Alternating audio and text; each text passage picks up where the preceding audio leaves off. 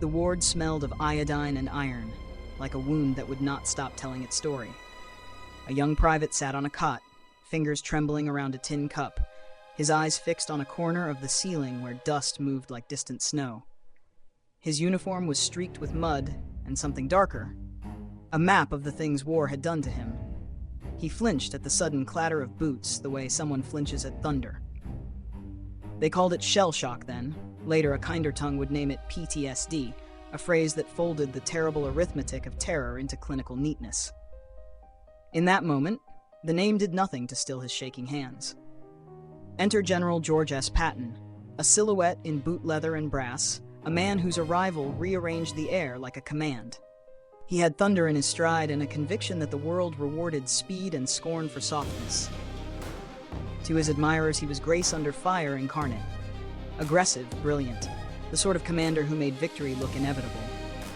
To others, he was a man for whom nuance was a nuisance and mercy an indulgence. He believed, with an almost theological fervor, that weakness was contagious and that a strong slap of will could immunize an army. What happened in that ward was quick enough to be a scandal and slow enough to feel faded. A hand, not a report, not a reprimand, but a backhand that split reverence and horror in one sound, landed across a soldier's cheek. The private reeled, not from pain so much as from a betrayal of expectation, that those who wore the nation's uniform would be shielded, not struck. Patton's face did not register irony, it registered a single-minded calculus. If fear could be beaten out of a man, then the army would be stronger for it. That slap echoed farther than the ward. It entered newspapers and cable rooms, into the careful chambers where reputations are minted and unmade. It raised a question that still resonates. When does boldness cross into brutality? When does the virtue of decisive command calcify into a cruelty that leaves moral casualties long after the armistice? The story of George S. Patton isn't just about a general who slapped a soldier. It's about the moment when America's myth of invincible courage cracked, revealing the fragile, frightened humanity inside the machine of war. Patton embodied the paradox of the 20th century warrior, a man who could win battles but not always win himself. He believed the enemy was cowardice, whether in the German line or in a trembling American private. Yet that belief exposed something deeper, the uneasy truth that modern warfare doesn't only demand bravery, it demands empathy too. The incident in Sicily became a mirror for America's conscience. Could victory justify humiliation? Could discipline excuse dehumanization? Patton's slap wasn't just an act of violence. It was a moral explosion, a small detonation that forced generals, politicians, and the public to decide what kind of nation they wanted to be when the smoke cleared. In the end, the world would remember Patton for his genius on the battlefield, but it would never forget the sound of that slap. Because in that instant, George S. Patton stopped being just a hero of war. He became a symbol of the line between strength and cruelty. George Smith Patton Jr. was born in 1885 in San Gabriel, California, into a family that worshipped the mythology of war. His ancestors had fought in the Civil War and even the Revolution, and dinner conversations were less about table manners than about valor, honor, and the fate of nations. Young George grew up in a house filled with swords, portraits of ancestors in gray uniforms, and stories where hesitation was the cardinal sin. From the very beginning, he learned that glory had a uniform and mercy rarely made history. He was an intelligent boy, but not effortlessly so. Dyslexia made reading a torment, and words often betrayed him. Yet he compensated with the kind of willpower that could bend metal, memorizing, repeating, grinding his way through West Point, where he wore discipline like armor. He wasn't merely trying to succeed, he was trying to prove he was born for greatness. At West Point, Patton studied cavalry tactics as if they were scripture. He admired medieval knights, quoting them as though they were mentors. War, to him, was not just politics by other means. It was theater, destiny, even art. That romanticism hardened into obsession during World War I when he led America's first tank corps. The smell of oil and fire thrilled him. He called his tanks chariots of God. The machine and the man merged, both fast, merciless, unstoppable. But beneath the steel was a man haunted by inadequacy. Every hesitation, every loss, every weakness, whether his or others, felt like a personal betrayal. To be human was, in Patton's eyes, to risk being fragile. And fragility disgusted him. That's what made him great. and what doomed him. By the time World War II began, Patton had turned his insecurity into spectacle. He crafted himself into a myth: pearl-handled pistols, polished boots, a voice like a whip crack. Soldiers either worshipped him or feared him, often both. He preached discipline like gospel, believing that courage was a choice and fear a moral failure. But every myth needs friction, and Patton's was no exception. The same fire that made him a conqueror of deserts and cities would soon turn inward, burning through the thin veneer that separated genius from cruelty. In Sicily, 1943, that fire would find its fuel. By 1942, the deserts of North Africa had become Patton's personal stage. Where others saw dust and despair, he saw destiny. The U.S. Army had been humiliated at Kasserine Pass, and morale was sinking faster than the setting sun over Tunisia. Into that chaos rode Patton, a cavalryman turned mechanized messiah, to rebuild what had fallen apart. He stormed into headquarters like a general from another century, demanding polished boots, pressed uniforms, and obedience that bordered on worship. To the men, he was both savior and tyrant. To Washington, he was the man who could make the army believe in itself again. Patton's genius wasn't just tactical, it was political. He understood the theater of leadership. Cameras loved him. His profanity-laced speeches became legend. His swagger, spectacle.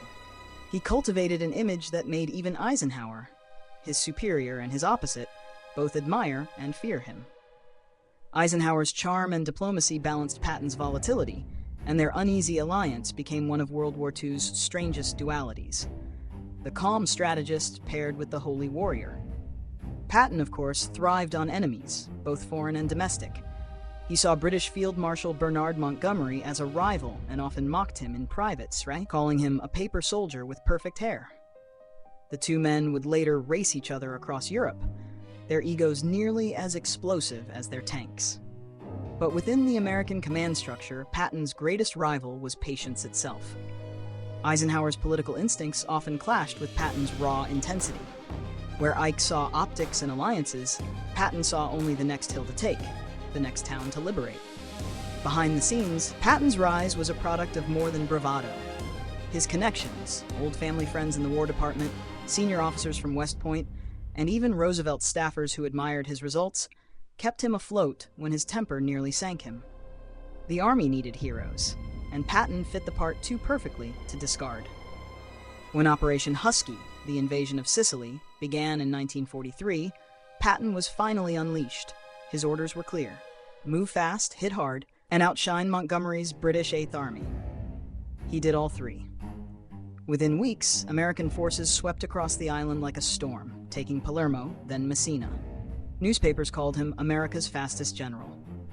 Patton basked in the glow of victory, medals gleaming, journalists flocking, his legend growing louder with each photograph. But power has gravity. It pulls at the flaws beneath the medals, the doubts beneath the rhetoric. And as Patton's fame expanded, so did his sense of infallibility. He began to mistake fear for respect, cruelty for discipline, and the human cost of war for an acceptable exchange rate. Then, in a sweltering field hospital near Nicosia, that illusion shattered with the sound of a single slap. It was August 3rd, 1943. Sicily was suffocating under heat and flies. Inside a U.S. Army field hospital, the air hung heavy with morphine and whispered prayers. The nurses moved like ghosts between cots, tending to the broken, the burned, and the half-alive. In one corner sat Private Charles H. Cool, 20-year-old farm boy from Indiana, his nerves shot, his body intact, but his mind detonated. The doctors called it battle fatigue. His eyes had seen too much, his courage had simply collapsed under the weight. Then the canvas flap of the tent snapped open. General George S. Patton entered, boots polished, chin high, his pistol handles gleaming ivory. To the soldiers, his presence was a mixture of fear and faith. Patton didn't just command armies, he commanded belief. But that morning, belief took a cruel form. Patton approached Cool's cot. "What's the matter with you?" he demanded. "Sir, I guess I just can't take it anymore," the boy whispered. That sentence was the wrong one to say to George S. Patton. His face turned crimson. To him, can't was treason, weakness was contagion. In an instant, Patton's gloved hand struck the young man across the face. The slap cracked like a rifle shot through the tent. Cool fell back stunned. "You're a goddamn coward," Patton barked, his voice echoing off metal bed frames. He ordered the MPs to throw the boy out and send him back to the front. The hospital froze. The silence afterward was not obedience, it was disbelief. Nurses stood rigid. One doctor clenched his jaw. Someone scribbled the incident into the daily report, as if afraid it might vanish into rumor. But it didn't vanish. A week later, it happened again. This time with another soldier suffering the same invisible wounds. Again the slap. Again the words, "Coward, get out." Two isolated incidents became one story, and one story became scandal. Word reached Eisenhower's headquarters through military physicians, horrified by what they'd witnessed. Ike was no stranger to Patton's temper, but this was different. It wasn't just bad press. It was a breach of command ethics, a wound to the Army's moral authority. Eisenhower faced a political landmine. Punish Patton and risk morale, or protect him and risk public outrage. The American press soon caught wind. War correspondents whispered about the slap heard across Sicily. Time magazine hinted at disciplinary issues among senior officers. By November, the story broke wide open. The New York Times called it an act unbecoming of a general officer. Letters flooded the War Department, some demanding Patton's court-martial, others begging to keep him in command. The general himself, unrepentant at first, wrote in his diary, "I struck him deliberately. Real men don't shake." But Eisenhower, under pressure from Washington, ordered him to apologize publicly. It was the single most humiliating act of Patton's life. Before hundreds of troops, he swallowed his pride and said the words he never believed, "I was wrong." For the soldiers who adored him, it was confusing. The man who taught them to fear nothing was suddenly on his knees before bureaucracy. For the generals who distrusted him, it was satisfying. For Patton, it was worse than punishment. It was silence. He remained in command, but his star dimmed. The slap that was meant to restore courage had instead exposed his own weakness. Years later, when asked about the incident, Eisenhower said quietly, "George never understood that war tests the soul as much as the body." Patton won his campaigns, but in that tent, surrounded by broken boys and the ghosts of his own ideals, he lost the war within himself. In the aftermath of the Sicily incident, the U.S. Army found itself at a crossroads that extended far beyond one man's temper. The slap forced a brutal question into the open. What exactly did it mean to be fit for combat? Until then, the military's doctrine treated fear as failure and trauma as shame. A soldier's wounds had to be visible, blood, bone, or bullet, for them to count as real. Anything else was weakness. Patton embodied that ethos perfectly. His worldview came from an age that equated pain with purification and discipline with divinity. To him, a slap was therapy by violence, a crude but honest cure for cowardice. But modern warfare was evolving faster than old beliefs could keep up. The battlefield of Sicily, littered with burnt tanks and shattered nerves, showed that war no longer broke men's bodies alone. It broke their minds in ways the Army barely understood. Eisenhower, ever the political surgeon, recognized the danger. He knew that firing Patton would turn him into a martyr, and keeping him could turn him into a liability. So he performed a delicate operation. Patton would apologize, be quietly sidelined from command, and then slowly rehabilitated when public fury cooled. It was damage control disguised as discipline, and it worked. Yet behind the closed doors of military hospitals, doctors began using a new term with hushed reverence: combat exhaustion. It was less accusatory, more clinical. The shift in vocabulary was small but revolutionary, a seed that would grow into the modern concept of post-traumatic stress disorder, PTSD. Ironically, the general who denied psychological pain had forced his army to acknowledge it. Politically, the incident tested Roosevelt's wartime calculus. The president valued Patton's results. He got things done, quickly and violently, but America couldn't afford to look like the enemy it was fighting. "We must win," Roosevelt told advisors, "but we must remain human while doing so." The slap, in his mind, was more than a scandal. It was a symptom of the disease of total war, the way it corrodes empathy, turning heroes into instruments. Meanwhile, across the Atlantic, the British watched the scandal with both fascination and irony. Field Marshal Montgomery privately smirked. Churchill, however, saw through the noise. "Patton," he said, "is our most magnificent barbarian. God grant us more of his kind and fewer of his moments." In the long view of history, that balance, brilliance and brutality, became the Patton paradox. He won battles that helped end fascism, yet also exposed the cruelty woven into victory itself. His slap didn't just sting a soldier's face, it slapped awake an entire generation of officers who would never again dismiss the invisible wounds of war. And for all his medals, his triumphs, and his tanks, that may have been his greatest unintended legacy. When the story broke in late 1943, it ignited like a grenade in the American press. The slapping incidents, plural now, as the military admitted there were two, dominated headlines from the New York Times to the Chicago Tribune. The home front, weary of telegrams beginning with, "We regret to inform you," was suddenly forced to confront a moral riddle. What kind of hero strikes the wounded? Public outrage flared. Mothers of soldiers wrote to the War Department demanding Patton's dismissal. Veterans groups called the act a stain on the uniform. Members of Congress began whispering about inquiries. Yet among the ranks, the reaction was more complicated.